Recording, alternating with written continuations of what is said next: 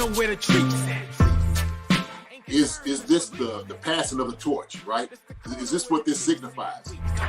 It comes down to that front office and what they feel is most important. The champ is here. We've touched down from a higher plane. Why you landed here? We always look forward to that week because it was always intense. You know that we ain't coming back. We about to. The man, the myth, the legend, Dante Hall. My favorite player growing up was Dante Hall. I love you guys in the show, but Dante was my guy. Get to dashing because you done on the warfare.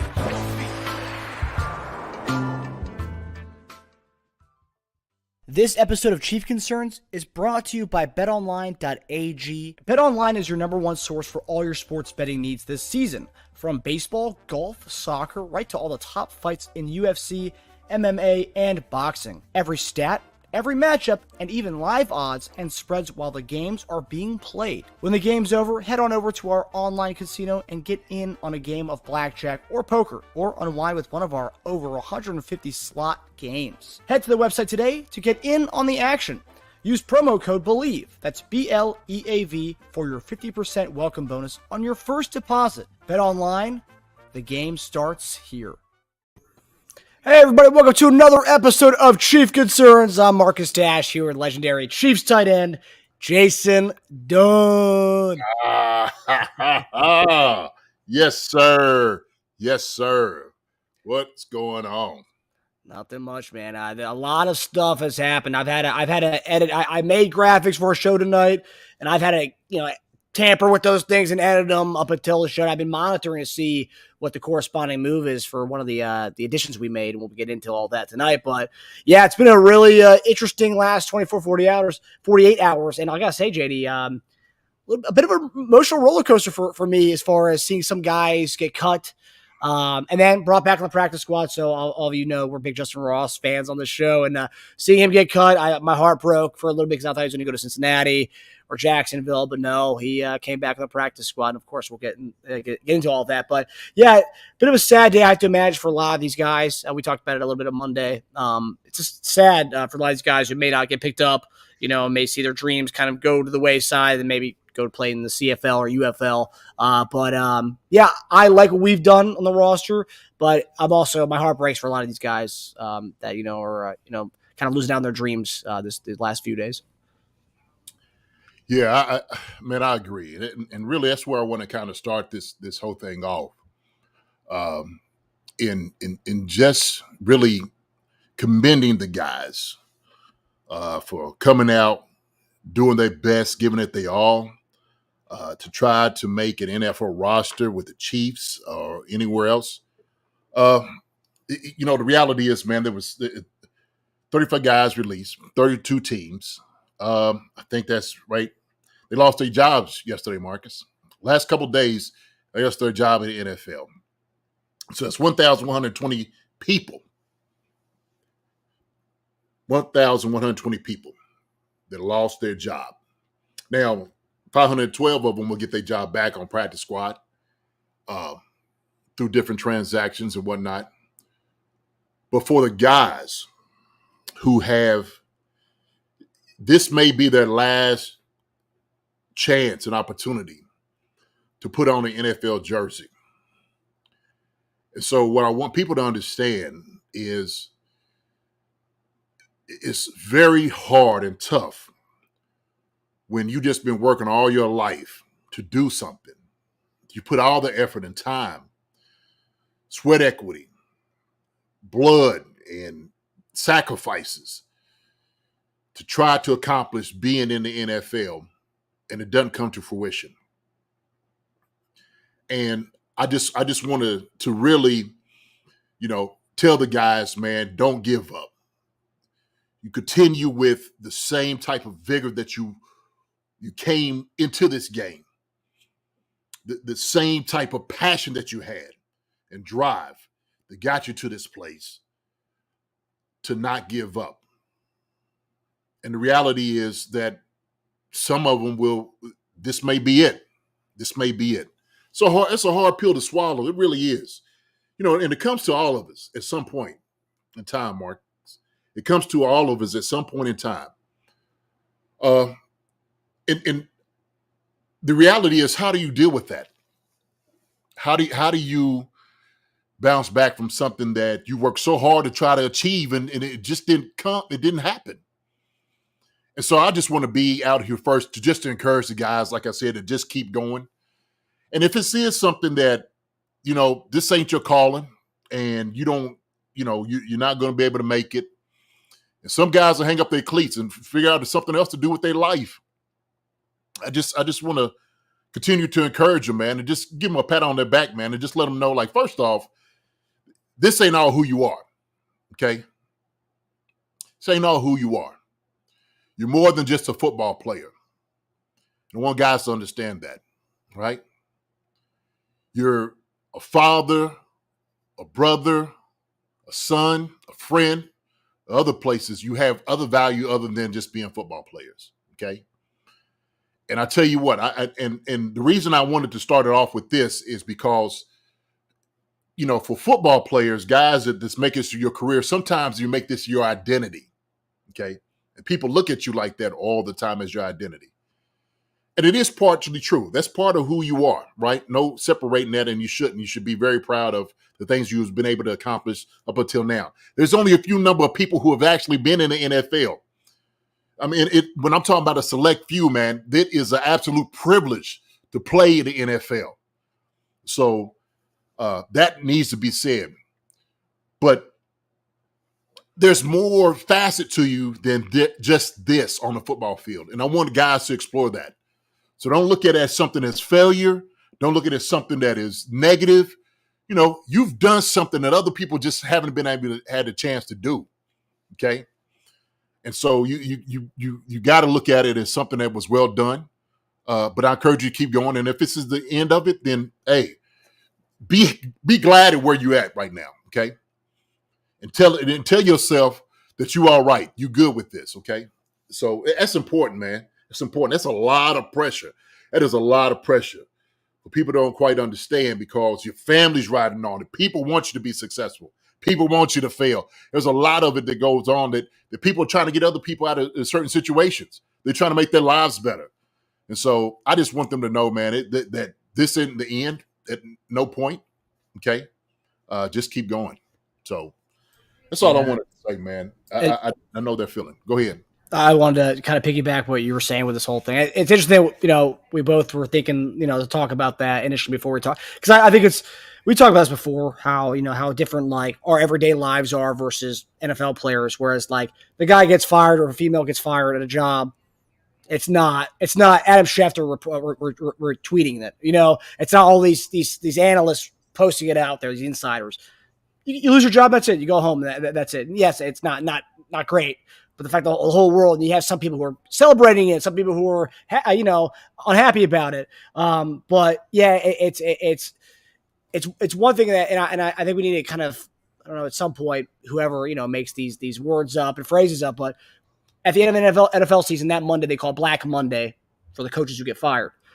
Yeah. But for the NFL, it's called Cut Down Day. And it's like supposed to be a celebrated kind of thing. It's like, yesterday and today it has been a Black Tuesday and a Black Wednesday for many of these guys. It's tough times, as you said. And I want to give a shout out, and I also want to give a shout out to our guys who didn't make the team too. But we obviously on the show, JD and I, we interview a lot of our players, be it past Chiefs players, current Chiefs players. We want to give a shout out to our guys, CJ Hansen, McCade, and Nazi Johnson all made the team. McCade on injured reserve, and then we want to give a shout out to Deneric Prince, Jaron Hayek, and Cornell Powell, who, did not make the team and did not make the practice squad, but they still are a friend of the show, will always be a friend of the show. So absolutely. No question about it. No question about it.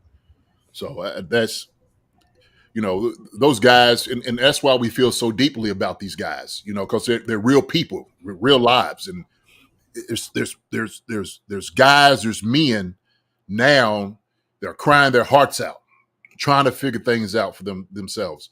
And I just want people around them, just hug them, okay, support them, and just let them know how much, they're loved. It's not about what they do, okay? It's about who they are. And they're more than just football players. They're more than just a jersey. But they need to know that. And sometimes when you've made this your identity for such a long time, you feel like that's who you are. And thinking this is a failure can really weigh on you a whole lot. So just those guys, like you said, put your arms around them. You talk to them, tell them, hey man, great job. If you follow them on Twitter, you let them know how much you appreciated them. Okay, I think I see somebody say how much you just respected them, and so I don't care if they was in a Chiefs uniform for 1 second to 100 years, whatever it may be. Okay, they were a part of the Chiefs' kingdom and a family, and I think we need to pay homage to that, though. So, 100%, JD. It goes a long way. I know sometimes these players, you don't think they see the tweets because they don't respond, they don't favorite it. They see it. It goes their notifications. They see it one way or another. They may see it today. They may see it in 5 months from now when they open up their Twitter. It goes a long way for sure.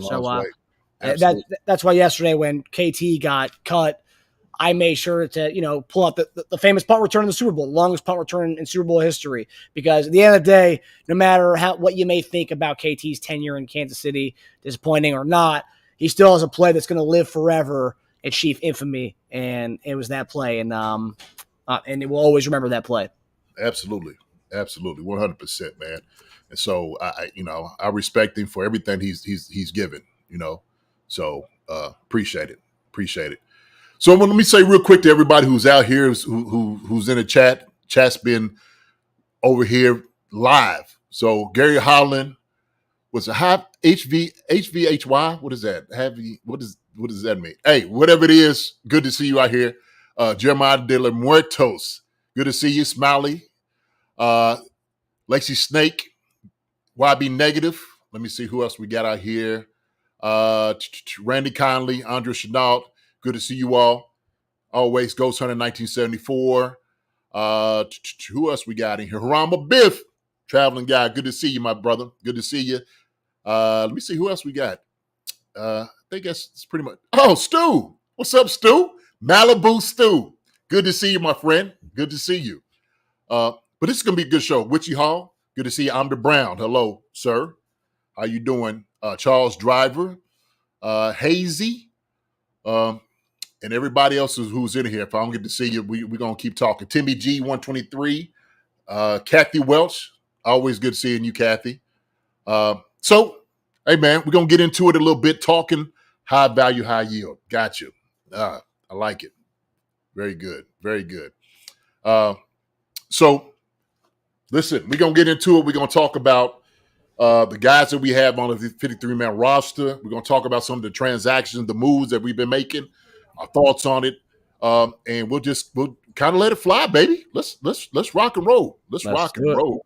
Let's do it, JD.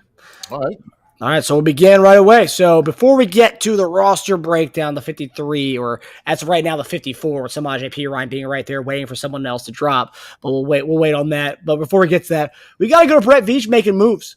So before the cutdown day, Brett Veach at midnight, like Cinderella, right at 11:59, this guy's making moves, trading a pick to get Cam Thomas, edge rusher from the Arizona Cardinals, third-round pick in 2022 from San Diego State. JD, you talked about D-line help, and looks like they went and got one. They didn't like what they saw. They went and got a guy who, has got a lot of potential. Hasn't really lived up to it so far in his career, but, give him a season with Joe Cullen. I think he'll be all right. Then Veach turned around and traded for tight end Peyton Hendershot from the Dallas Cowboys. Solid tight end. Obviously, I'm waiting. I've been waiting to hear from you on this guy, but he's played mostly special teams. He's been a huge special teams guy. Over 400 snaps in his career at special teams. Went to the University of Indiana. He's a Hoosier. And then today, Samaje Perine. We finally filled the void of Jerick McKinnon.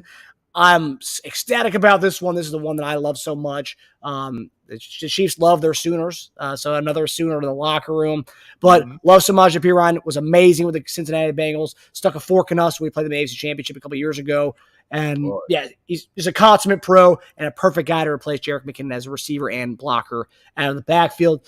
So, JD, we'll start with Cam Thomas. What do you make of that move? I know you were big on getting D-line help, and we found a guy. What do you make of what you've seen from him so far? I tell you what, he's got good size, 6'5", 270.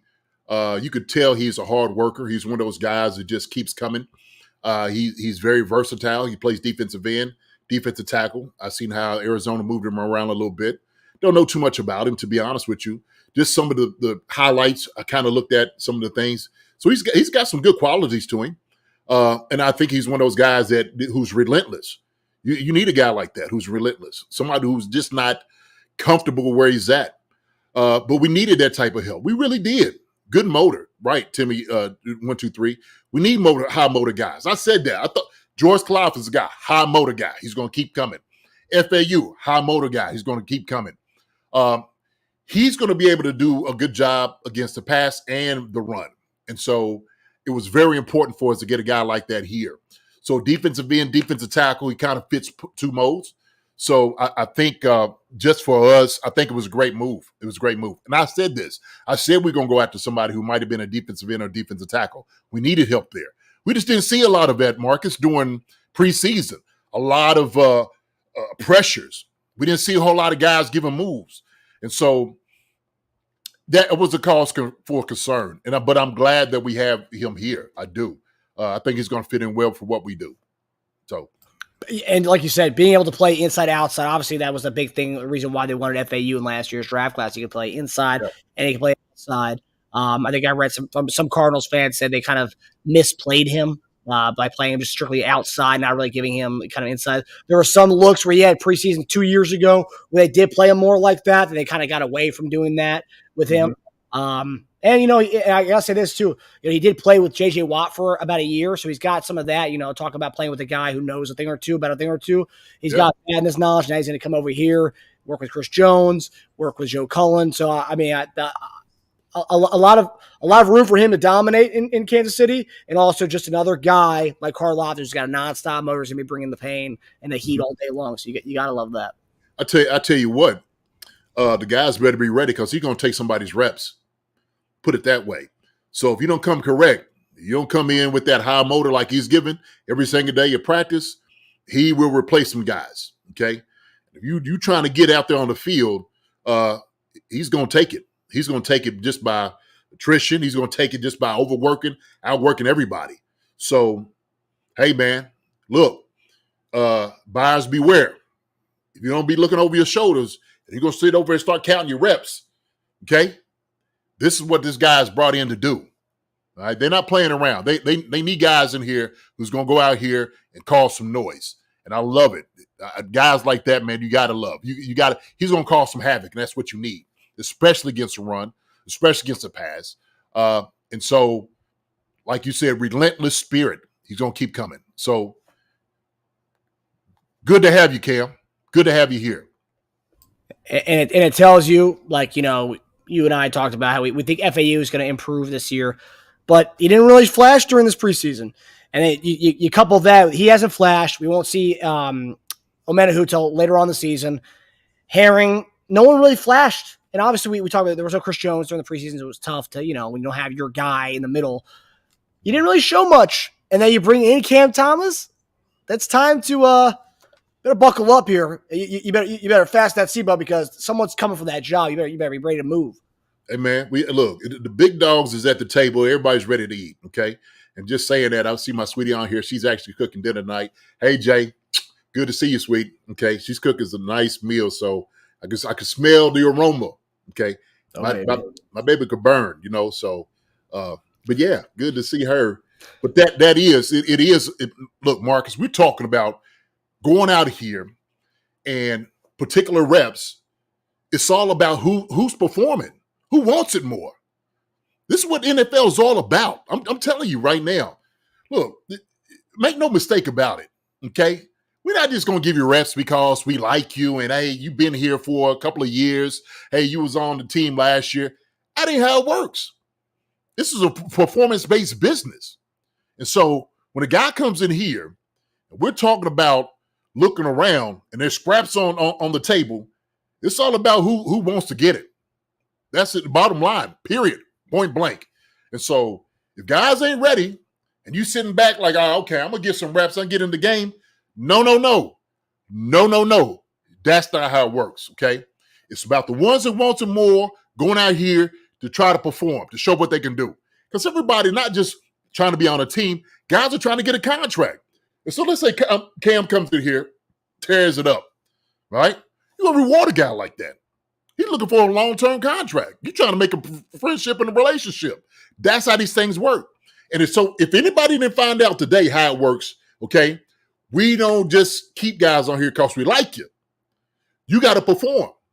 And so we see how guys, careers might end. Could be their last day. So everybody's out here trying to get it, okay? Trying to get it. So make sure you understand this is about business, pure business, and you better perform. So, and this is one of the positions you talked about that, you don't really need to like learn the routes, none of that stuff. You get in and it's like, go get the quarterback. See ball, go get ball. See quarterback, go get quarterback. Go get it. Hey, there's meat out there. Go get it.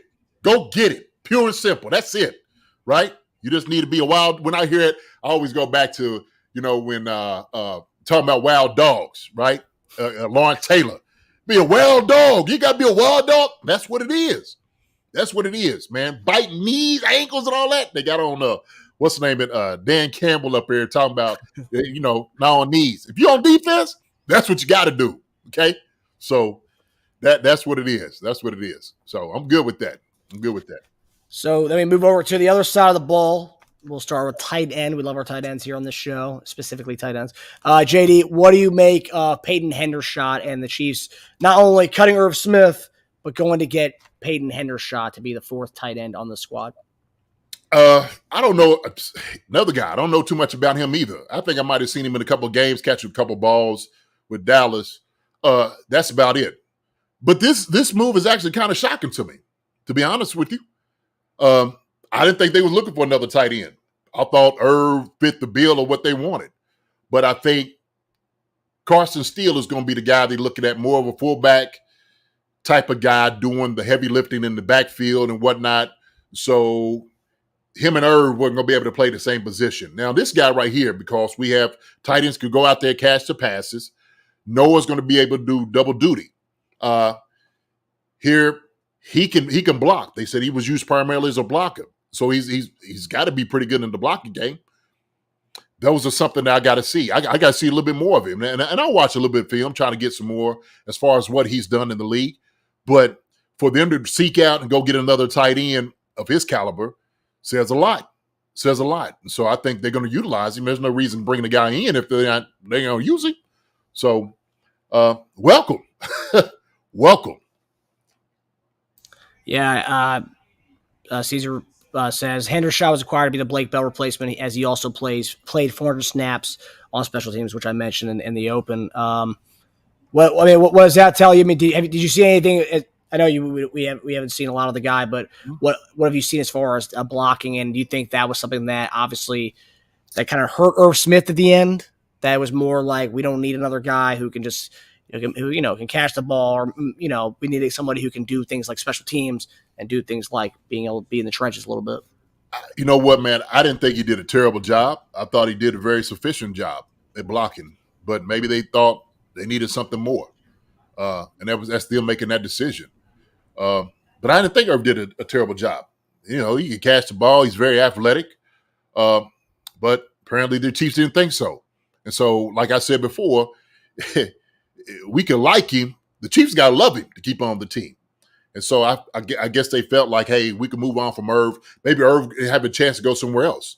So it still remains to be seen, man. I'm actually pretty interested to see what this guy can do for us. So we'll definitely see. And special teams, they said special teams, over 400 plus snaps on special teams. That's great too. So that's a guy that can fill a role on special teams. You have to worry about sending other guys down who might not be as effective down there. So, yeah, and like you always say, you have to make yourself useful all over the field, and that's one thing that Irv Smith really hasn't played a lot of in his career. I was playing a lot of special teams, which at the end, when you are fighting for that fourth or third tight end spot, like, you're not playing special teams if you're really not, like, that hasn't been your thing. It's going to be tough to make the team as the fourth tight end. It's hard. That is absolutely hard, man. They got to utilize you and have a place for you. So he fills the bill of the special teams guy. You know what? I wouldn't be shocked if he doesn't have some of the long snapping in his background. You know what I mean? Doing something like that. I'm sure they done, full homework on this guy. So I seen Kathy say something. Witchy Hall said, "I've always loved Irv. Roll Tide, Roll Tide." That's my cousin. My cousins love. They in Alabama, huge Alabama fans. Who's that? The one dude I can't think of his. I don't give a piss about nothing but the Tide. Roll Tide, roll. Or Blitz, Bama, Blitz. You ever seen him? He's funny. I can't think his name. Somebody, they'll bring it up. Well, I saw a comedian. I forgot his name. Drewski does it. Drewski. That's right. He did it yeah, but this guy's been doing it for a long time, man. He's funny. He's a funny guy. Yeah, he goes through it, boy. You talk about the Tide and all that. He went through it when Nick Saban got let go. Oh, Nick, what we gonna do, Nick? Oh, Nick. He's funny. It's funny. So we go back. They had some hard times before Saban got there. So this guy is a diehard. He probably experienced the Brody Croyle days, when they were like a 7-5 type team. Yeah. Oh, Brody, my brother. But Hendershot, solid. I feel for Irv Smith. We were in talks with getting him on our show at some point after training camp, and obviously things went south a little bit, but I wish him the best of luck where he goes elsewhere. But, bring another tight end, a guy who can play special teams. Love it. Save our other guys. So Caesar Noah Quignon says Hendershot also good in jet sweeps. Dallas has used him on jet sweep plays, on goal line plays. You blocking, or you're talking about him taking the sweep? Blocking, I'm sure. If he's gotten a couple little, maybe they've done that. I don't know. So maybe because he's versatile, he's able to do some different things. I have no idea. Like I said, he's done a little bit more homework than I have, so I have no idea. 20. He's gotten 2 carries over the last year. So 2022, 1 carry, 2 yards, 1 touchdown, and then 2023, 1 carry, 0 yards. Okay. All right. So yeah, wow, good. Rotile Willie. That's him, Rotile Willie. That's it. We'll go ahead. No, I would say so. He adds that to his arsenal too. So a little special teams guy, and you can do some gimmick trick plays with him. We know we love rolling out unnecessary trick plays. So there you go, Hendershot on a jet sweep. Yeah. So I don't know. It's still kind of shocking to me actually getting another tight end, really. So good. He's here. All right, so then we'll go to the guy we kind of mentioned in the opener, Samaje Perine. So today the Chiefs picked up Samaje Perine. We're still looking to see who the corresponding move is going to be. Do they put CEH on the NFI list? I don't know. I don't know what they're going to do. I don't know who's going to be cut, but we'll see. We'll monitor that for you guys. But Samaje Perine, third down back guy who's going to probably replace the Jet McKinnon role, being a great blocker from the backfield, receiver out of the backfield, and just a pro's pro, a guy who's been around the block a little bit for some solid teams, and also sticking a knife in us in the AFC Championship game with the Bengals. But JD, what do you make of this move? And also, I read earlier that the Chiefs were trying to trade for Samaje Perine, a little in-division trade. Denver obviously didn't want to do a trade with us at all. No seventh round conditional pick. They released him, and we still got him anyway. We didn't have to pay up for anything. So that's a nice little sweet spot on that whole thing. But JD, thoughts on Samaje Perine? I like this signing probably the best, to be honest with you. Samaje Perine, just watching him over the years, he is a guy that is sneaky good. He does little things well. And you are absolutely right. He's the one that sent us home for that AFC Championship game with the Bengals. He's the one that started the march, making a big play on the screen and whatnot. Man, he was like a thorn in our side. He was a thorn in our side. And so when I watch him in games, when we went up there to Cincinnati, he had a good game against us then. So I think the Chiefs was like, we get a chance to get this guy, we got to get him. And he's a great role player. Back up, like you said, catches the ball out the backfield really well. Can get open, can get yards. So he always filled in for Joe Mixon when he was out or hurt. He would all come in and get yards. I like this signing. I really do. I think he's a solid guy. CEH, Perine and Pacheco with Steele back there is a good backfield. I like it. I like it a lot. And so that's why it kind of shocked me when they brought in another tight end, because I thought they would probably keep 3 running backs, 4 tight ends, but they got 4 tight ends and 4 running backs, or 3 running backs and a fullback. I'm sure they call him Carson. But yeah, man, I like Samaje. I like Perine a lot. I really like him a lot, man. So I'm happy he's here. He's just going to add to what we do. A solid pro, man. He's a good guy to have in the backfield. Hand the ball off to sneak out for a couple of out in the flats, screens, over the ball catches, and make guys miss. So, and that sucker's built. It ain't gonna be easy to bring down either. So I like it. What do you think the pecking order is? So let's say the way they make room, because everyone's speculating as far as the PTSD with CEH and what's going to happen with that. So that's a corresponding move. And also, too, you bring another running back. That's like 4 running backs if you include Carson Steele there. But let's say they do some CEH gets on IR or NFI list or whatnot. Where's Perine? Where is he in the pecking order as far as Pacheco, Steele, and Perine? Where does he kind of fall if let's say they do something with CEH? Where does he fall there? I think they've carved out Carson Steele as more of like their fullback role. I think that's where they kind of putting him. At least I would. In this offense, I'm like, okay, we haven't had a fullback in a lot of years. He's the guy to come back here and take that position back over.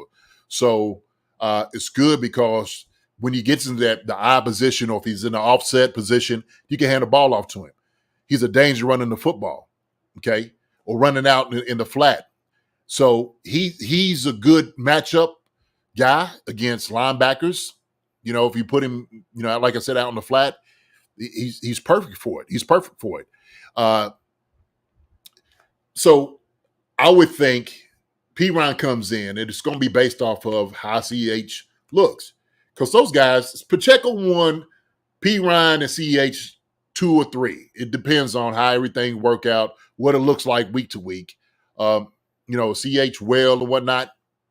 That I think that's what it's going to be. The good thing is, if CEH is battling some of these things he's been battling with, Perine's right there, okay? And Steele is right there also.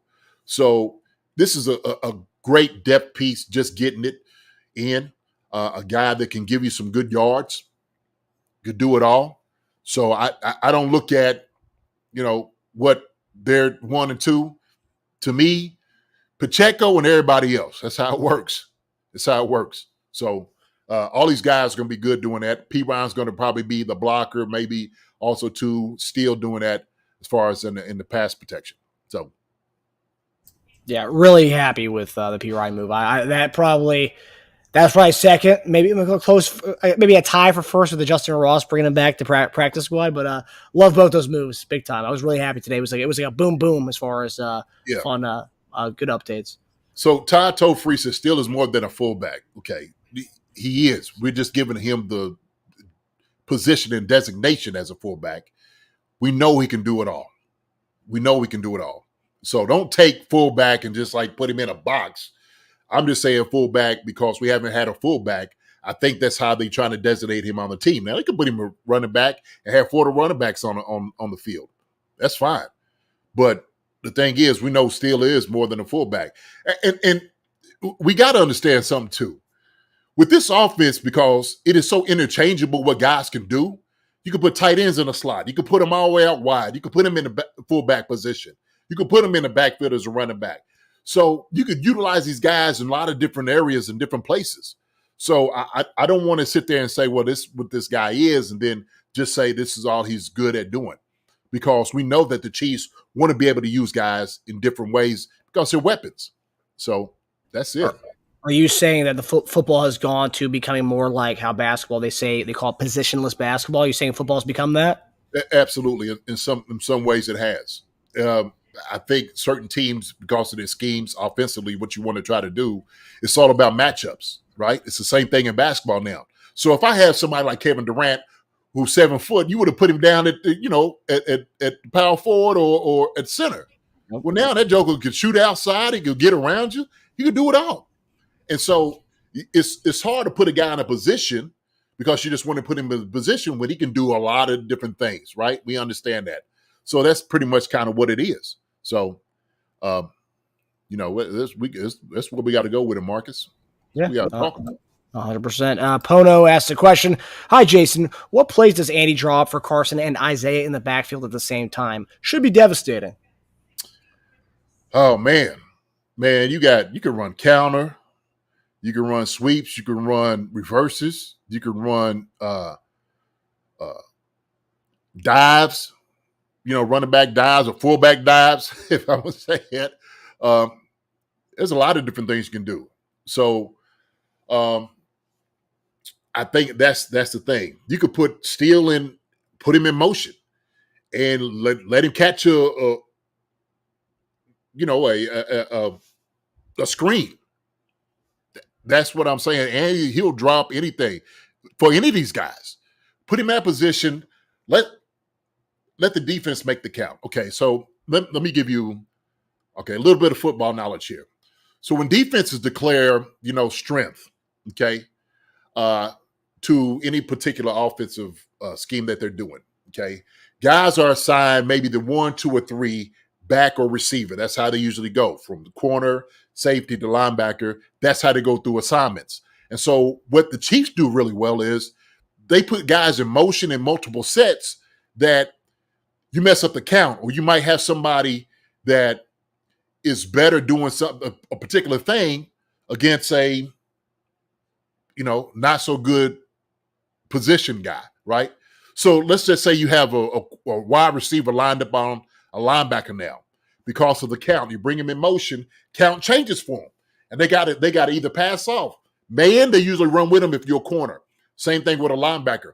But the Chiefs do such a great job, of creating mismatches against teams. That's why they're so dangerous. That it's hard to designate that. Defense has got to do a huge job getting ready for the Chiefs because they got to change everything up defensively. Because you're just not a typical offense you're running against. We know this, right? Behind the back passes, we're talking about,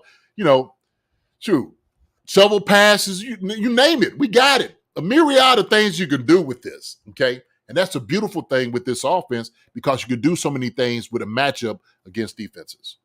So you can always bring up the the pistol offense that Tyler Thigpen ran with us. We have Pacheco being the quarterback, have Carson Steele next to him, Perine next to him on the other side, and then Kelsey behind him or something like that. I mean, you got some fun with that.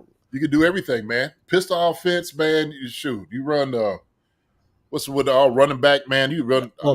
Pistol Wildcat. The Wildcat. Yeah, the Wildcat. Shoot. So there's a lot you could do, man.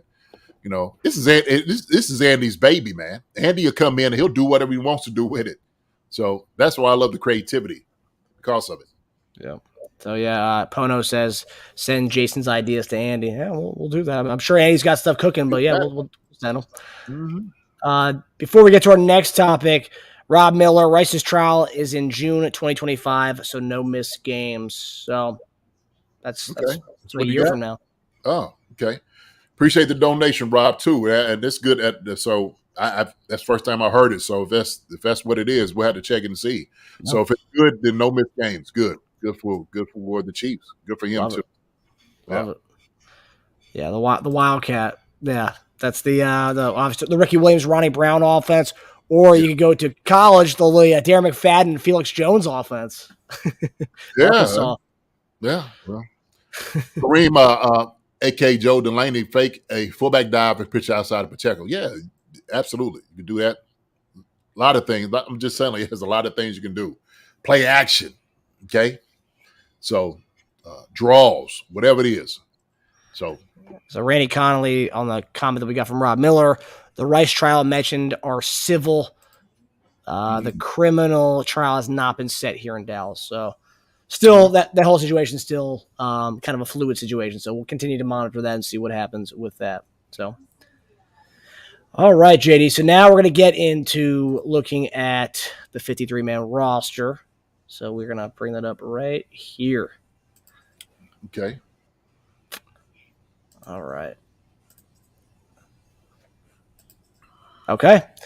So let's begin with offense, JD. So obviously, right before the show, I had to add Samaje Perine. I have him here, but there's no, I don't have the corresponding movie because we don't know who it's going to be. But JD, looking at 2 quarterbacks, 2 running backs, 7 wide receiver, 4 tight end, and 10 offensive linemen. What do you, anything that stood out to you with this offensive breakdown? So from my list that I had, obviously I didn't have what's the name on there, Perine, but he will be, and of course not having Hendershot is another guy.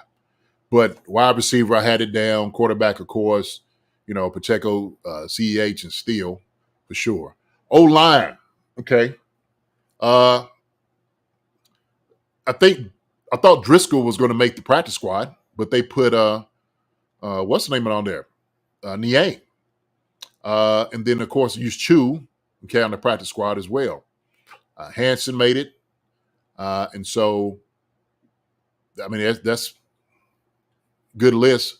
Now I thought they would have 9 linemen. They got 10, and so I think they feel comfortable with the guys they have.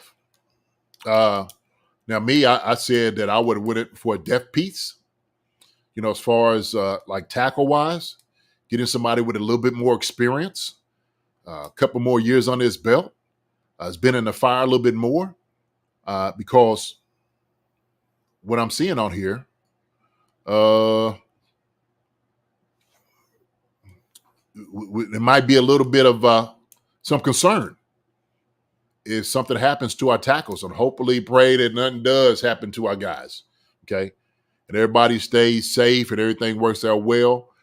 We know, Tooney could always work out and go outside if he needed to. So that's good. That's a good kind of backup if we need it. But I think everything else, kind of works out. So hopefully he's doing well. Hopefully the knee is healed up. Because the depth piece, we'll be able to use him as a depth piece if we need it somewhere else. So, okay. Yeah, the 10 linemen, I was surprised by that. I'm seeing a comment in there by Caesar. 10 linemen only means they're dead serious about protecting Mahomes. Shoot, you could do that with 9. What makes you serious is you got to have the most capable 9 or 10 guys out there that can do it.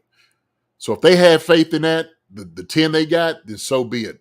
But shoot, you can only play 5 at one time. That's the way I look at it. So I don't care if you have 7. Them 7 better be as proficient of a blocker as you possibly can. So that's why I say that. Just to push back on it, those guys got to be capable because of who you're going against on Sunday. So you can bring 12 linemen. If them suckers can't do it, the 7 that's behind them is not as good. That's still a problem. So, yeah, one thing that stands out to me, obviously we talked about the running backs pretty intensely last segment, but look at the receivers: Brown, Rice, Worthy, Watson, Moore, Hardman, Juju. Pretty talking about a young wide receiver that we had going into it with all the names we had. Now yeah. it looks like a pretty veteran receiver room. Obviously, Worthy rookie, Rice second year, but outside of that, it's a lot of guys who've been around the block a little bit. Oh yeah. I like the receiving core. I think that this looks good. We also talked about two markets like the chips. Okay, we talked about the running backs chipping, helping out with the linemen as well. But the wide receivers, and we're looking at some of it. These guys could do a lot, but they're young. But Juju, Hardman, Brown are the elder statesmen, and Watson, I guess, is kind of the older guys. Juju coming in makes a lot of sense, right? He'll teach the guys like what do you need to do out there on the field, and hey, this is where you need to be. There's just little things that they'll learn from him. Okay, But I do like that. I like that experience that he brings, the older part of it. I know you said it's a young wide receiver group. It is. But Juju kind of balances that thing out. Juju, Hardman, because he's been here before. He knows everything about it. That's why I didn't think people was having Hardman on the bubble. I never saw that. Never saw Hardman being on the bubble because he could do so much. So, now this group makes sense to me, man. Would you say this is the most talented wide receiver group that Patrick Mahomes has had? I'd say that year was the Sammy Watkins' first year, the Sammy Watkins, Tyreek Hill. Top heavy for sure with those two. Mm-hmm. It kind of fell off pretty fast there after those two. I mean, Hardman was still a young buck. Demarcus Robinson. I mean, yeah, I would say top to bottom though. Yeah, I would say this is the best all around wide receiver room. I would definitely say this, but I would say the Tyreek Hill team. Yeah, that was while it was top heavy. Sammy Watkins was questionable every week. That was the one thing that kind of threw it off a little bit, but yeah, I would say top to bottom, this is probably the best one. And also too, we'll go to practice squad in a little bit, but you go to practice squad too. We still have guys who can be pulled up to contribute. Also, we don't really lose a step. I would say, with Ross or Nico or some of the guys who are in the in practice squad. So I do love what they did here with the receiver room. Montreal Washington kept him around too, man. Told you that joke. Look, if you want to shock somebody, you want to make a name for yourself. You want to validate who you are. Go up and go get a football like he did. You think with Chiefs when they got that ball at the end of the preseason game, Sucker's like, "Yep, we need this guy on here. He wants to go. He wants to play. He wants to play." And so loved it. Yeah. Loved it. I'm glad he's on the practice squad, man. I'm glad he's on the practice squad. I mean, you can make like a meme there of like him going up to get that ball, and that ball, but you could put like practice squad contract on that ball. And he went up and got that thing with that play alone. And also, too, Montreal was great when he stepped in last year. We needed a return man. We were down. We were depleted in the return man department. He came in and did well. So I honestly Montreal is a solid guy. So I'm glad we did keep him around. Yeah, absolutely. So. All right, so let's move to a different direction. Let's go defense here. So, JD, I was editing this. So, Nick Jones has been cut, has been waived, and we signed Eric Scott, DB, from the Dallas Cowboys, who claimed him off waivers. So, that is a replacement for Nick Jones there. So that's the only update on this list after I made this last night. But, JD, what do you think about the defense? Defensive tackle, Jones, Warrington, Nandi, Pinnell, okay, defensive end, Kalafkas, Dannon, Herring, FAU, Thomas. I like it. I like it a lot. I like it better than I did before Thomas got here. Seriously. And because he can move in and out, help solidify what you do at defensive tackle as well. I think he'll get a lot. You know what? I think he'll get a lot of looks, man, a lot of plays at defensive tackle this year. Seriously. Linebackers, Bolton, Tranquil, Chanel, Cochran, and Jones. I like this group. I actually thought they'll keep more linebackers than 5.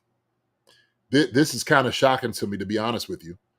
And I looked at it, I was like, oh, wow, 5 linebackers? I was shocked about Jacobs. I know you had him on your roster. I was really shocked about him, and he was one of the guys that didn't make it through waivers. He would have come back to our practice squad, but he didn't make it. Man, not even back to practice squad? I think the Patriots claimed him, so we couldn't get him. Oh, okay. Well, shoot, that's why. But Patriots like, okay, we'll take him. That's why I was wondering. So, yeah, somebody picked him up. That's good. Good for him. Mayo knows a good linebacker when he sees one. Yes, he does. He's a good player, man. He's a good player. So, yeah, it was a tough one, man. I thought they'd at least keep daggone 6. I think I had, hold on my list, Marcus. How many did I have? You had Bolton, Chanel, Drew, Cam Jones, Jacobs, and Cochran. So you had 1, 2, 3, 4, 5, 6. Yes, 6. I had 6 at least. Wow. Oh, man. I thought, man, he'd be a perfect fit. Especially Bolton, was hurt. And, having a guy in there to kind of run and do some things. So, all right. Corners, McDuffie, Watson, Williams, Johnson, Roland Wallace and Eric Scott. I know you talked about they like Roland Wallace a lot. No shock here. No shock here. And Eric Scott. I don't know too much about Eric Scott either. So, what's the info on him? Can you give me some? Eric Scott, special teamer. I know that Dallas wanted to bring him back on their practice squad. Don't really have much intel on Eric Scott. Okay. And then the safeties: Reed Cook, Connor Hicks. That makes a lot of sense. So, yeah, the only thing I said was linebackers looked a little different on here, but other than that, man, I think our defense looks pretty good. And then Amenahu will come back, add on to it when he gets ready. So, come on, Amenahu. Come on. He come back, man. It's going to be real dangerous to up front then. I know. And that's what between FAU, Thomas, and Karlaftis and Amenahu. That's guys who can play inside and outside. Obviously, some guys have more specialties, but they can all do it. They're so versatile. And that's one thing I do love about the group. Sticking with the DBs, though, were you surprised? I know you were big on not bringing in another cornerback because you thought Kamal Hayden would be a guy, and he doesn't even make the team. Doesn't even make the practice squad. And we'll get the practice squad in a second, but doesn't even make the practice squad. I was so surprised by that. I am too. I'm had to dig in, talk to some of my sources to find out what's going on, what happened. So it was a little shocker to me. Did nobody pick him up? You ever heard anything? Did anybody pick him up? As far as I know, I think he's still out there. Okay. That's a hair scratcher. So, yeah. But I mean, all in all, solid. Like you said, I'm with you. Whereas I didn't like the defensive roster as much as until we got Cam Jones and or Cam Thomas to shore up that defensive front. So now hopefully between that and then seeing Chris Jones on the field during the regular season, hopefully that makes me feel better about the D-line. And then at that point, D-line's getting pressure. The DBs, I probably won't be as scared about the DBs as long as they're healthy, of course. Yeah. Somebody said on here that they'll help with the rush, will help with the DBs too. And so, yeah, I think we'll be all right. We're gonna be good defense wise. Yep. Put it all together. All right, so now we're gonna go to the other spot of things. So the wave release we talked about in the opener about all the guys who are gone. And it's a lot of names there. I have the asterisk next to the guys we brought back, and I have the full list of our practice squad team on the other page. But, you know, some of these guys, any of these shock you, JD? The ones who, obviously we talked about Haddon, Kamal Haddon, but do any of these shock you besides the Haddon one?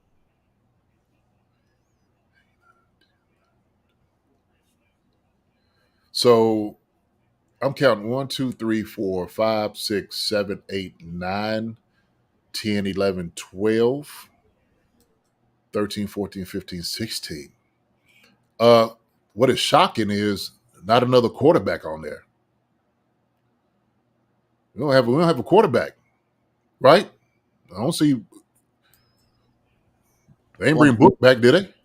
No. We did sign a quarterback. But it was somebody from elsewhere. We'll talk about that on the practice squad page. But we brought in Bailey Zappi, Western Kentucky kid.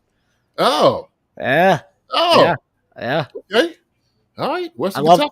Love that move. Zappi, who looked all right with the Patriots at some points. I mean, Yeah. He looked better than Mac Jones did. And for some reason, Mac Jones is getting traded for a 5th-round pick. Meanwhile, Bailey Zappi's going to the practice squad with the Chiefs. I'll take it, but. I saw him get released, man. I thought it was like, okay, somebody going to pick this guy up. So the Chiefs got him. Good.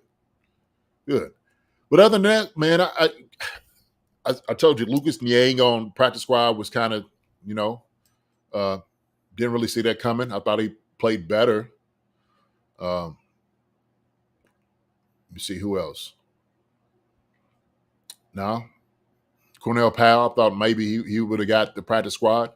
But then when you see Justin Ross out here, Nico Remigio, and Montreal Washington as wide receivers, they play ball. They're good players. So let me ask you something. This is just, Cornell Powell drafted 3 years ago, and he's been on the practice squad every year with his team. Does it come a point where a team is like, all right, like we've had you on the practice squad the last 2 years. We love you. Obviously, we brought you back multiple times. Does it come a point where both sides are like, look, like I'm obviously not cracking the roster from the practice squad. Mm-hmm. And it could be a mutual thing. Like, I don't want to come back like on the practice squad. Like, I know I've already done that multiple times. I don't want to come back on the practice squad more than the team doesn't want him back. And more like, let me go try to find my way elsewhere. Does it come a time with some of these players where it gets to that point? Not if you want to be employed. Would you rather be on the street than getting paid? I don't think so. That's true. Shoot, if there ain't nobody else going to get you, there ain't nobody else ringing your phone. Then you calling the agent like, did I get a call? Anybody call? No, I didn't get a call. Well, shoot, I just want to go home then. I'm just going to sit there and not be on anybody's practice squad. Heck no. Shoot.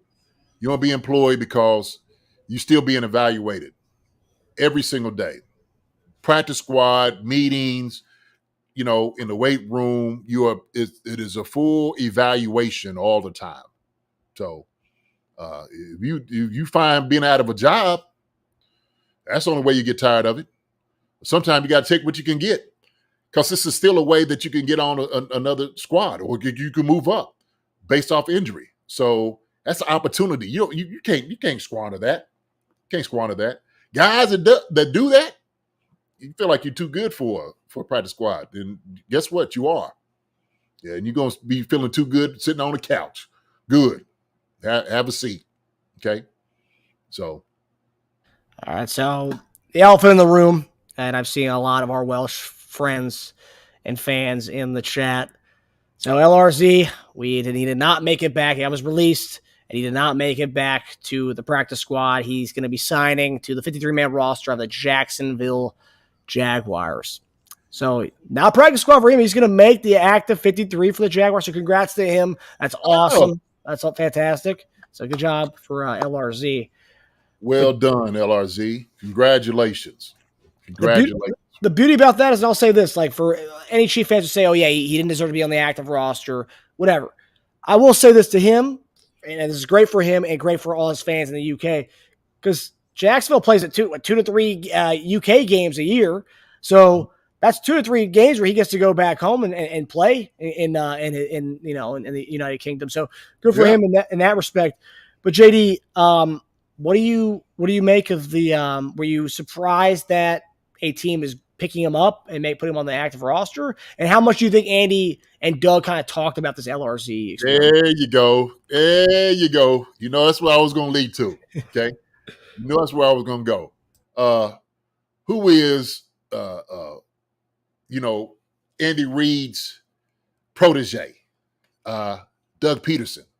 Been with Andy his entire career, well, not entire career, most of it, being with Andy, coaching, learning everything from him, runs the same style offense, probably the same terminology is probably pushed on. So they do a lot of things similar. So Andy, I'm sure, talked it up to LRZ. And guess what? Jacksonville needs to sell, they need to sell jerseys. They need to sell jerseys. Okay. So they got a good player in LRZ, a developmental player. I won't back on that. He's still developing. He's still trying to find his way into the NFL. Going home, good for him. He'll play a couple games back home as people get to see him. Well done. I'm glad he's on a 53-man roster somewhere. Well done, LRZ. Congratulations. For the time that you were here, we appreciate everything you did coming here developing for the 3 months that you was here. Good deal. Good deal. Congratulations signing the 53-man roster. And so if they're going to utilize you, go ahead, go do it.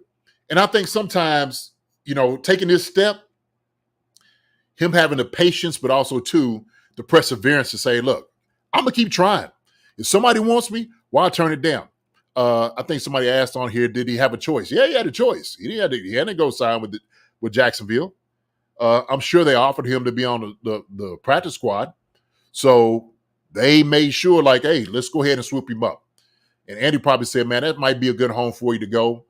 They go and play a couple of games there. They're going to give you a contract. why not take it, right? You got an opportunity to go play. So well done. Congratulations, LRZ. And so for all the people that followed us from over on across the pond, okay, your boy's he's on the squad, 53-man roster. Congratulations to him. Hope y'all watching the game. Okay. So yeah. And you never know. I mean, he started his NFL career in Kansas City, so guy like that, they could move him to the practice squad, and then we could go try to get him from their practice squad. But yeah, I'm gonna miss it, and I don't know how much of our Welsh friends and fans. Hopefully, you guys will become. I've seen some of the comments on here. Hopefully, you guys stick around and and want to continue following our channel. I'm seeing Joe the Casual. Same here. Need to find some Jags YouTube channels, but have grown to love these Chief guys. And we've grown to love you guys. You guys are a great, you guys are amazing fan base for LRC, and hopefully you guys stick around. And hopefully through this summer and off season, you guys have learned to love us and love the Chiefs. So you guys are more than welcome to become Kansas City fans for life after this off season. So you can still root for LRC, but you can still root for the Chiefs. Look, we welcome you to open arms. We appreciate the interaction with you guys. You're going to learn a lot of stuff here because we're going to talk football. We get down into the nitty-gritty about these things. But also, too, man, we're a family over here at Chief Concerns. And so as you see it, we talk about a little bit more than just football. We get out here and, I talk to people about life issues and things. So it's always a good time. So we welcome you back anytime, man. Come see us. Please come see us. Come say hi. Always enjoy your time over here at Chiefs Concerns. So. But yeah, I will say the LRZ story was one of the, obviously we Chief fans know we went through a rough time this offseason with, going from the shooting at the parade. You had, Rashee Rice's driving incident. You had a couple of arrests, a lot of things going on. And LRZ's story was one of those really cool stories that was a fun one to follow as far as a guy picking up rugby, going from rugby to the NFL. And it was a really fun story and fun storyline to kind of follow throughout this whole offseason. And, we've made a lot of friends from across the pond along the way with you all. So, yeah, I hope you guys do stick around and continue to follow the Chiefs. And hopefully, we're more than just a show now. We're a family. So, yeah. Yeah. And yeah, he said, Michael Lewis said, plus I want to learn about the NFL stuff. I played rugby since I was 8, so it's piqued my curiosity. But you'll find it here, man. You ask questions, you're going to get some answers. And we'll give it to you straight, okay? Like you said, it ain't going to be all that fluff and all that yelling. We're going to give it to you like you're asking. You want some questions, we're going to give you the answer. So all you guys that's over here, come checking us out, man. Keep coming over here. We're going to give you some good stuff. Believe it. 100%. All right, JD. So now we're going to go to the practice squad. So here is the practice squad. According to reports, this is the practice squad as it stands today. This is all 17 of the guys, and 17 because the IPP player in Chu Godric at the back end there. So Amani Bailey, Deion Bush, Bailey Zappi, Justin Ross, Nico Remigio, Baylor Cupp, Cole Christensen, Swayze Bozeman, Matt Dickerson, Neil Farrell, Keontae Ingram, Truman Jones, Montreal Washington, Fabian Lovett, Lucas Niang, Keith Taylor, and Chewbacca. Chu Godric. I'm not going to try to pronounce it. I'm not going to mispronounce that. I like it. That's good. I'm sure he's been called that before. So. I bet. Yeah. So go with it. So we kind of mentioned all the guys here. So 16 of the 17 guys are guys who were on our whole off season with us. But the 17th guy, Bailey Zappi, and that's fun for a variety of reasons. A guy who's gotten a lot of starts, looked good at times with the Patriots, looked better than the other guy, Mac Jones, and he's right here. And I will say this: we've gone through a period of going from veteran guys as far as backups, where it's Chad Henne, Matt Moore, Blaine Gabbert, and then this year we got Carson Wentz, who's a guy who probably should be a starting quarterback or at least competing for a starting quarterback job in the league somewhere. So, and that's a 1-year deal. So he's going after this year. Bailey Zappi is a guy that a young enough guy where they can groom him. And if Andy Reid sees something with Bailey Zappi, that he can groom him to be like the career backup, like the Jim Sorgi to Peyton Manning kind of deal with Mahomes. I think we might have something here with Zappi as a future backup in Kansas City. JD, what do you make of the practice squad, and what do you make of Bailey Zappi? I mean, I look at the practice squad, man. I like it. It looks pretty. It looks good. So There's a lot of defensive end, defensive tackles on there too. 2 linebackers, Cole Christensen and Swain Bozeman. Good picks. Wide receivers look good. Some good depth there. I think it's a solid practice squad. And he's going to give some guys some good looks. Any of these guys could move up onto the 53-man roster. And that's what you want. You want that. So I think the only question I had was Lucas Niang was the only one I think, should have probably been on the 53-man roster. Considering all the other moves that had been made. So that's where I'm at with it. That's what I think. So it looks good. Looks good. And then, of course, we're not going to talk about the practice squad without talking about the one and only Justin Ross. My heart was broken for a little bit yesterday when I saw that he, along with Kadarius Toney, did not make the team. And then I was like, there's no way he's going to get past the waivers. He's going to go to Cincinnati. He's going to go to Jacksonville. He's going to go elsewhere. But he comes, and I don't know whether teams were interested, but he came back to Kansas City, and really happy about that. He developed well. I know there were some things, blocks, missed blocking assignments throughout preseason, but it looks like more and more every time we see him, he's looking more confident out there, and he's looking better. He looked better this year as far as more confident route running, blocking, alignment. Those are things he needs to figure out to kind of know where he's having any given play. That's the things he's got to work on. But to have him back in the program, being pulled up if anybody gets hurt, to have him there waiting is a good thing. I will say for to have Justin Ross back. Yeah. I don't really have too much to say about it. I mean, it is what it is, man. So, somebody goes down, I'm sure he'll be the next guy to move up. So, and they may find themselves making some moves, some changes for guys. But Justin Ross did a good job this past year. He did get better. I think there's just a couple of things, like you said, that they needed to see more out of it. And the question was, did he beat out the guys that they had on the 53-man roster? That was really the question. And it goes into the special teams. It goes into all the other things, the nuances of getting the position down, knowing where you are, lining up correctly, understanding the play, getting open, doing all those different things. He did a lot of those things very well. But sometimes, the getting to that place on 53-man and practice squad is like that. You just need a little bit more. And I'm sure they said, man, you almost made it. Need a little bit more out of you. And so whatever it is, I'm sure he's going to learn it. He's going to keep working on it. But this is a good spot for him. I'm glad he's still here. So that means everything. Yeah, and then of course you brought up Bozeman. You were really impressed about him during the preseason. He's back in the practice squad. Yeah. Remigio, a lot of people loved. Deion Bush, who made an interception in the AFC Championship game against the Ravens. He's on a practice squad. He's fluctuated back and forth from practice squad to the active roster throughout his years in Kansas City. So, I mean, that's another guy. It's a good veteran guy to have in the practice squad. I love the practice squad. I love the guys we have in there. Very excited about the guys we have there, and also obviously very excited about the active roster. But overall, give Veach an A for what he put together. Yeah, did a good job.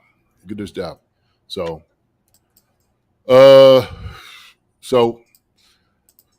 over here, look on some of the chat on some things, see what people are talking about here. I'm loving this roster. Yeah, me too. Like I said, I don't get this stuff. I'm trying my best. So Michael's still trying to figure out football, man. Come here, man. Michael, ask your questions, brother. We'll help you out, help you understand. I'm going to be doing some board work, some other things on here to help people out, to speak the terminology, to help it as I'm going to do some coaching. Okay. So that's what I'm gonna do.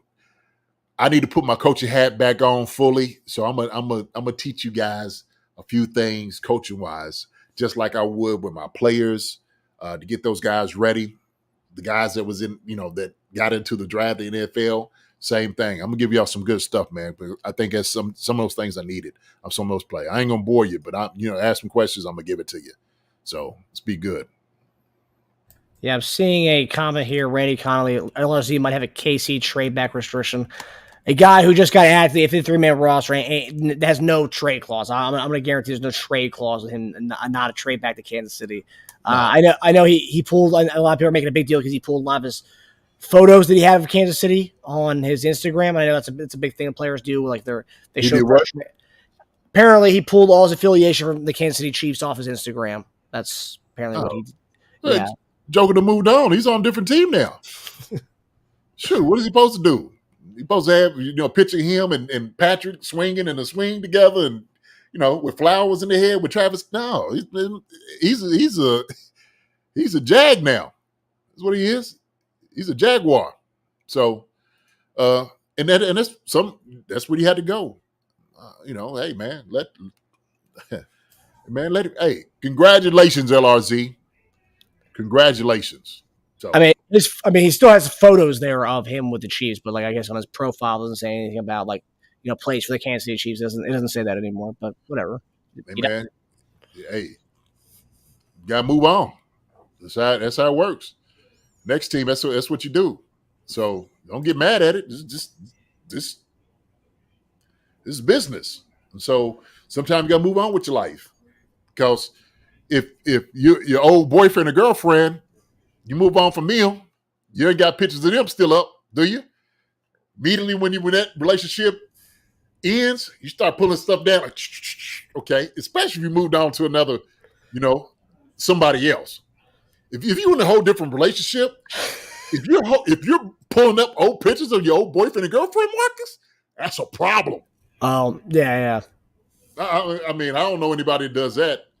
No, I thought you were saying let's say Facebook, right? The Facebook page that you had, my Facebook page, I still have since I was in high school. On the Facebook page, I still have photos that I was tagged with my girlfriend back in high school. I didn't delete those photos or remove the tags from those. They're still on my Facebook page, but you have to go to 2011 or 2012 to go find those things. I'm talking about a fresh breakup. Okay. Oh. And maybe your heart was broken and you didn't think things didn't work out like you thought they were.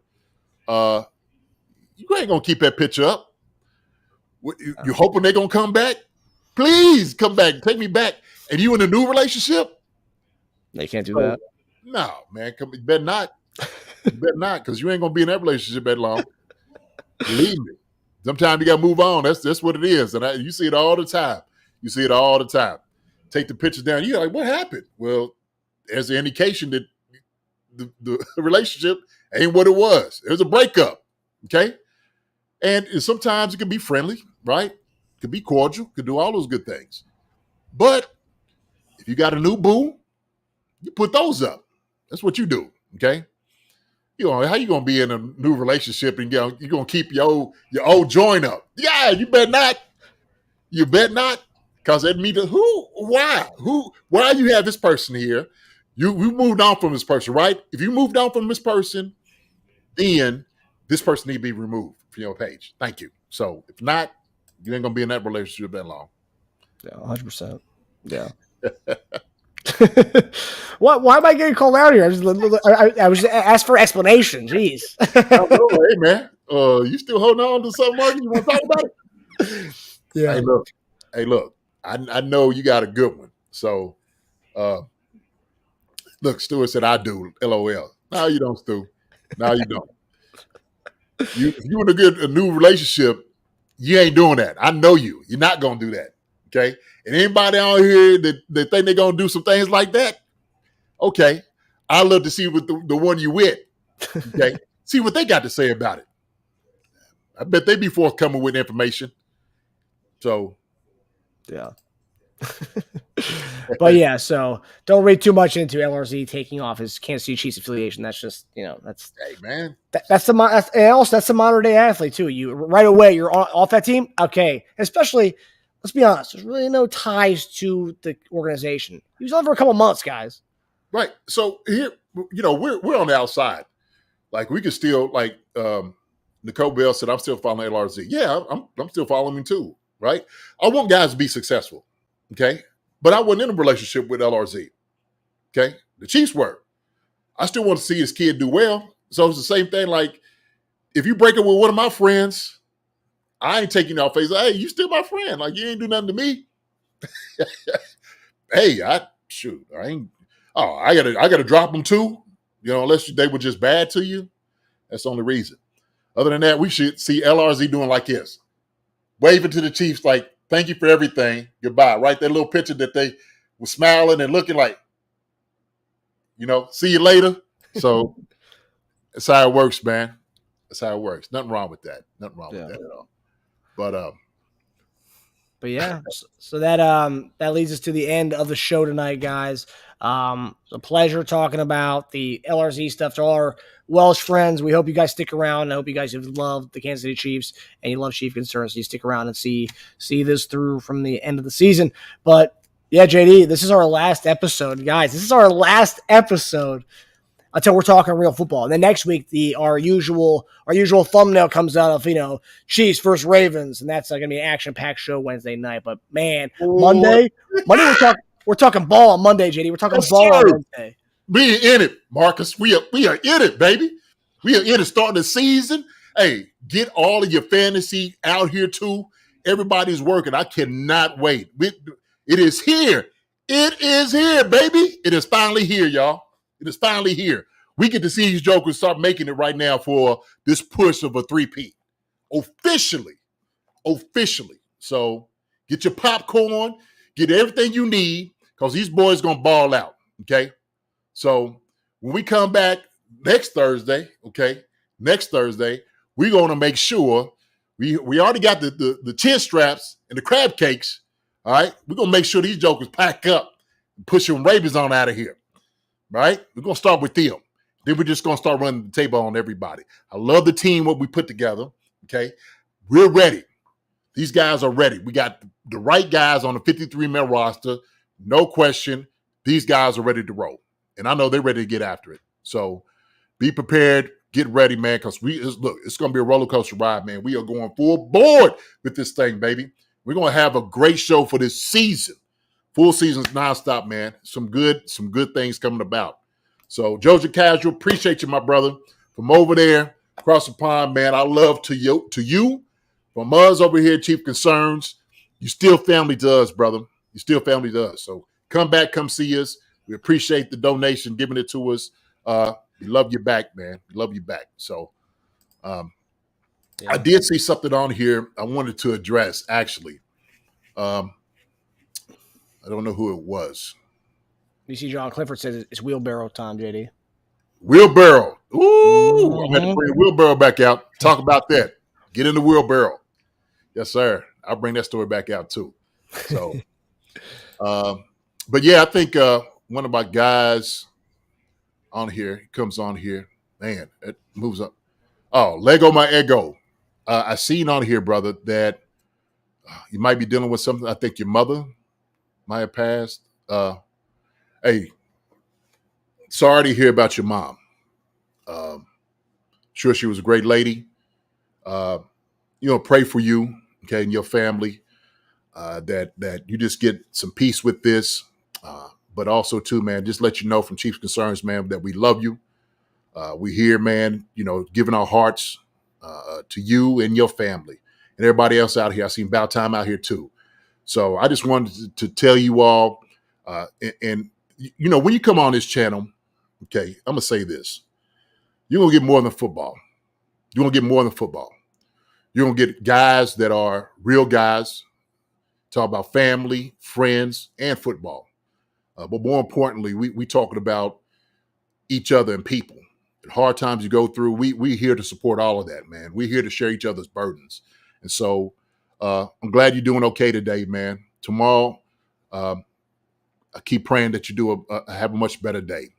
So the memories that you have with your mother, man, my heart goes out to you. It does. Heart goes out to you. And so, man, we'll be praying for you and your family. I think I got to think my mom would want that of me. Absolutely moving forward. We got to do it.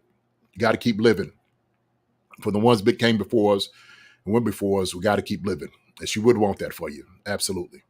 So I'm sure she's looking at you and loving you down here, man. We love you here at Chiefs Concerns. And you see everybody out here, too, that's on the chat showing their support and love you as well, man. So I just want to let you know that this is what you hear. This is what you get at Chief Concerns. Okay. And so, you seen that we prayed, and, we'll pray for you fully.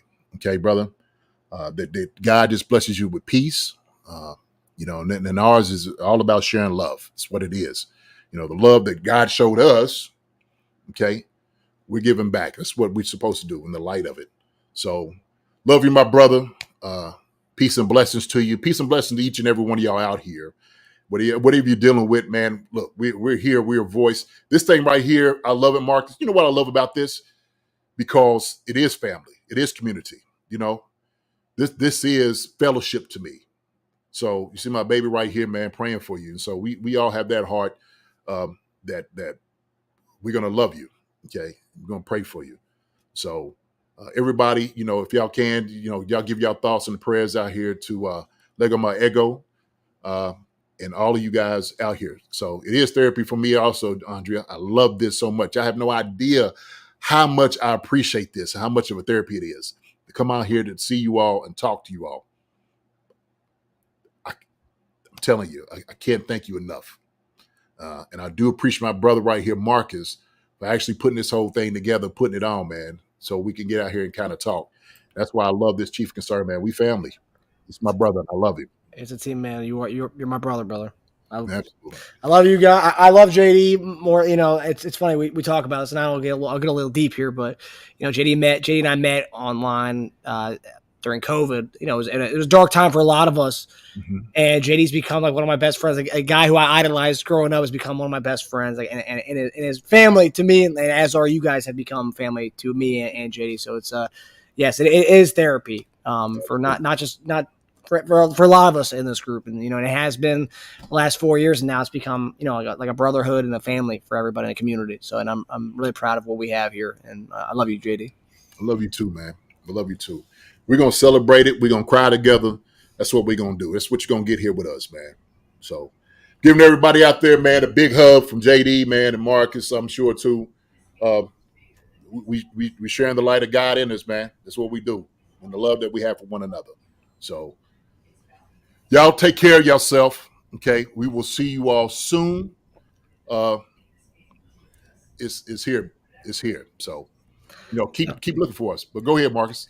The next time you guys will see us will be on Monday during the first week of the season. So the next time you see us, that football is upon us. So so we'll see you guys Monday. We hope everyone enjoyed the episode, and we love you guys. So have a good weekend, everybody. Love y'all. Good. Hi, everybody. Thanks for watching. Subscribe here to get the latest from the show. Also, be sure to check out the best clips from Chief Concerns. And if you prefer to listen to the show, subscribe and follow us on Apple Podcasts, Spotify, and anywhere else you get your podcasts.